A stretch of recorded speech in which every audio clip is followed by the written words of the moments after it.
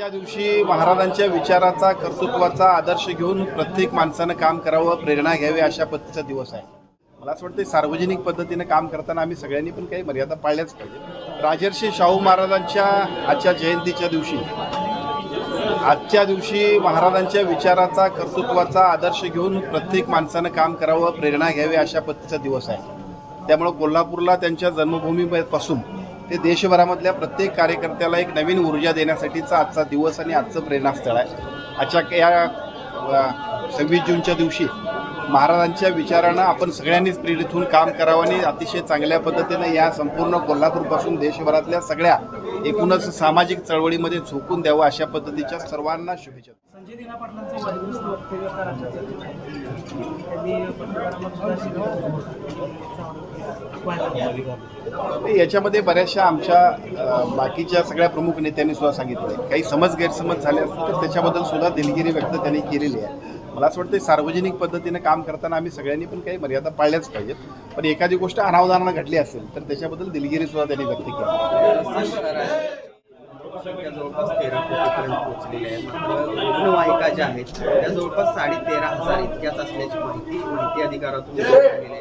तरी संख्या वाढवण्याची गरज आहे असं वाटत नाही की काय पावलं? मी आपल्याला सांगतो की सार्वजनिक आरोग्य विभागाच्या महानगरपालिकेच्या विशेषतः NHA-वरती आता सगळ्या आपल्या ट्रान्सपोर्ट ऑफिसनं सुद्धा उपलब्ध केलेल्या एकूण जर बघितलेल्या रुग्णवाहिका असतील तर निश्चितपणानं आता काम व्यवस्थित चाललेलं आहे. याच्यामध्ये ज्या काही उणिवा आहेत त्या स्पॉट आयडेंटिफिकेशन योग्य ठिकाणी ते असणं खूप आवश्यक आहे. विशेषतः गर्दीच्या ठिकाणी, ॲक्सिडेंट स्पॉटच्या ठिकाणी त्याचं एक तिन्ही विभाग घेऊन आम्ही एकत्रीकरण करतोय आणि त्याच्यानंतर त्याला राईटली डिप्लॉय केलं की या सगळ्या प्रश्नांची सोल्युशन्स आपल्याला मिळतील. 13,500 संख्या वाढवण्याची संख्या निश्चितपणानं वाढवणं गरजेचं आहे. परंतु त्याच्यासाठीचा जो प्लॅन आहे तो 3 विभाग मिळून आम्ही करतो. कारण हे वेगवेगळ्या पद्धतीचे सुद्धा ॲक्सिडेंट स्पॉट्स आहेत. त्या ॲक्सिडेंट स्पॉट्समध्ये सुद्धा या गोष्टींची गरज आहे आणि मला असं वाटतं त्या सगळ्याचा एकूणच आराखडा केल्यानंतर आवश्यक असतील त्याप्रमाणे उपलब्धता करण्यामध्ये कुठल्याही विभागाला अडचण असणार. साहेब कोल्हापुरातल्या खरं तर बांग्याची जी चर्चा आहे ती विधानसभेत आपल्याला पाहायला मिळते.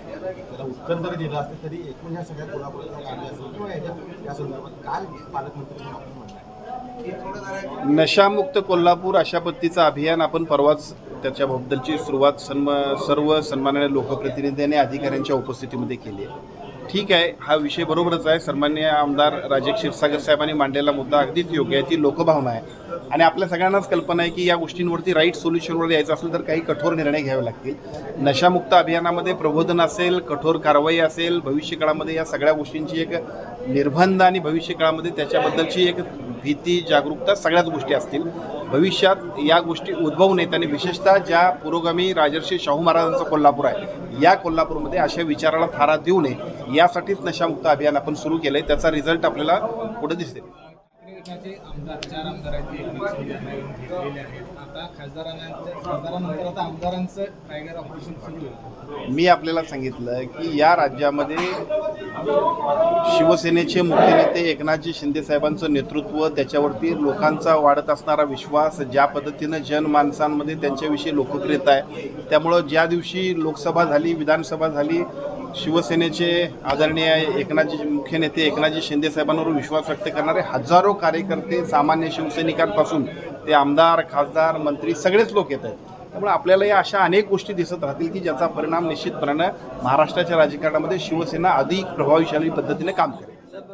गोकुळची निवडणूक महायुतीमधून लढण्याचा निर्णय जाहीर केला आहे. मात्र काल मंत्री हसन मुश्रीफ आपल्या गटाचे ठराव जमा केले. जवळपास 1971 ठराव आपल्याकडे आहेत आणि राष्ट्रवादी मोठा भाऊ असेल अशा पद्धतीचे भाषणामध्ये त्यांनी वक्तव्य केले. गोकुळच्या निवडणुकीमध्ये महायुतीमधून एकत्रित लढण्याचं यापूर्वी सन्माननीय मुख्यमंत्री आणि दोन्ही उपमुख्यमंत्र्यांच्या समोर आम्ही सगळ्याच मंडळींनी सांगितलेलं आहे. त्याप्रमाणेच ही निवडणूक होईल. आता निवडणूक म्हटल्यानंतर निवडणुकीतली राजकीय ईर्ष्या, प्रत्येकाला थोडंसं आपलं महत्त्व वाढवणं हे सगळ्या गोष्टी अपेक्षितच आहेत. त्यामुळे मला असं वाटतं की ते जे काय काल झालेलं सन्माननीय मुश्रीफ साहेबांनी केलेलं वक्तव्य किंबहुना त्यांनी त्यांच्या पद्धतीने दाखल केलेले ठराव असतील किंवा सगळेच पक्ष जे दाखल करतील त्या सगळ्यांमध्ये सुद्धा आपल्या पद्धतीनं अधिक हिरिरीनं त्याच्यामध्ये गोकुळमध्ये अग्रभागी असण्याचा प्रयत्न असणार आणि तो साहजिक आहे. साहेब, आज राजर्षी शाहू महाराजांची जयंती आहे. मात्र कोल्हापुरातल्या राजर्षी शाहू महाराजांच्या पदस्पर्शाने पावलेल्या अनेक इमारती ज्या अजूनही अडंगीत आहे. स्टेशन रोडवरील हुजुरांचं रेस्ट हाऊस जे आहे तिथे बाबासाहेब आंबेडकर आणि शाहू महाराजांची भेट झाली होती. मात्र गेली 10 वर्ष संघर्ष करूनही तिथं स्मारक होत नाही. प्रशासन कुठेतरी दुर्लक्ष करते असं वाटतं. राजर्षी शाहू महाराजांच्या या संपूर्ण त्यांचं वास्तव्य लाभलेला, त्यांच्या जिथं जिथं सहभाग झाला आहे, अशा सगळ्या गोष्टींना सुद्धा भविष्य काळामध्ये चांगल्या पद्धतीनं जतन करणं, संवर्धन करणं आणि ते लोकांसाठी उपलब्ध करणं यासाठीचा पहिला टप्पा म्हणून आपण इथं जर आता बघितलं तर ज्या पद्धतीनं राज्य शासनानं या परिसराला सुशोभित करण्यापासून एक चांगल्या पद्धतीनं या परिसराला डेव्हलप केले ते बघितल्यानंतर याच पद्धतीनं आठवड्याभरामध्ये एक बैठक आपण घेतोय की ज्या बैठकीमध्ये अजूनसुद्धा पलीकडच्या बाजूला जागा आहे तिथं काही सोयीसुविधा उपलब्ध करायला पाहिजेत. आपण म्हटलेल्या अजूनही कोल्हापूर शहरात, कोल्हापूर परिसरात राजर्षी शाहू महाराजांनी ज्या ज्या ठिकाणी वेगवेगळ्या पद्धतीचा त्यांचा संपर्क आणि त्या आपण सांगितलं त्या पद्धतीनं पदस्पर्शानं ज्या ठिकाणी पावन झालेल्या सर्व परिसराला जास्तीत जास्त संवर्धित करण्याचा प्रयत्न आपण करू.